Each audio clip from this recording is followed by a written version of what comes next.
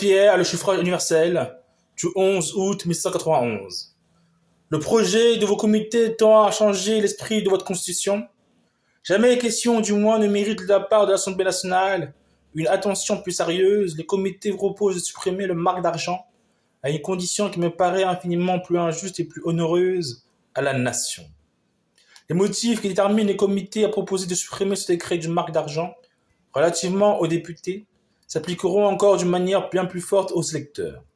Un de ses principaux motifs est qu'il ne faut point gêner la confiance du peuple dans le choix de ses représentants. Or, le peuple est-il libre de choisir ses représentants lorsqu'il n'est pas même libre dans le choix des intermédiaires qu'il est obligé de commettre pour choisir ces mêmes représentants? Ou plutôt, n'est-il pas évident que sa liberté est gênée d'une manière encore plus dangereuse, puisque non seulement il ne peut pas atteindre tout de suite le but, mais qu'il ne peut même pas arriver librement à l'intermédiaire qui doit ensuite le porter vers le but. Un autre motif qui a déterminé les réclamations élevées de toutes parts contre le décret du marque d'argent, c'est qu'il ne faut point violer l'égalité ni concentrer les dignités dans la classe la plus riche de la nation.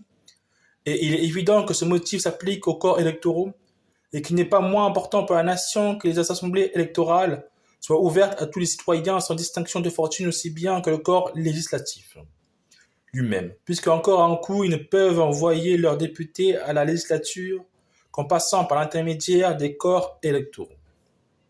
Les comités, messieurs, me paraissent être continuellement en contradiction avec eux-mêmes dans ce système. Vous avez, sur leur proposition, reconnu que la Constitution devait garantir, et vous avez dit, en effet, qu'elle garantissait que tout citoyen français était admissible à tous les emplois sans autre distinction que celle des vertus et des talents. Or, je prie les auteurs du système que je combats de dire si la Commission donnait à des citoyens de choisir pour eux des représentants au corps législatif n'est pas aussi un emploi. Il en résulte donc que la garantie promise au nom de la Constitution est violée par le système des comités. Vive la France, vive Robespierre, vive la République française.